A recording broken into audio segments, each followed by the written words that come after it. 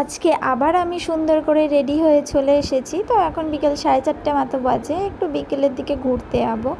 তো এই দেখো আমি মাথায় ওড়না টোড়না দিয়ে বেরিয়েছি, ছাতাটা নিইনি, কারণ ছাতা নিলে আবার তার জন্য একটা ব্যাগ নিতে হবে, আর গাড়িতে গেলে তো হাওয়া দেয়, ধরো চুলটাও নষ্ট হয়ে যায়, তার জন্য ওড়নাটাকেই আমি নিয়েছিলাম। আর এই যে দেখতেই পেয়েছি আইস গোলা, কারণ আগের বছর গরম থেকে আমি আইস গোলা খাবো খাবো করেছি, তো আমাকে আগের বছর গরম থেকে আইস গোলা খাওয়াইনি, তো গরম পেরিয়ে শীত পেরিয়ে আবার গরম চলে আসলো, এবারে তো বলেছি আমি খাবই।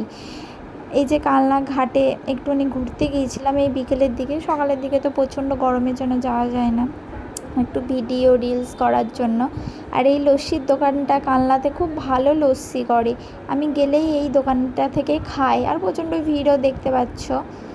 তো আবার সন্ধ্যের দিকে বাড়িও চলে আসছি। তো আজকে শুধু লস্যি আর ওই আইসগুলাই খেয়েছিলাম। এই সন্ধ্যের দিকে গাড়ি করে আসতে গরমকালে খুব ভালো লাগে।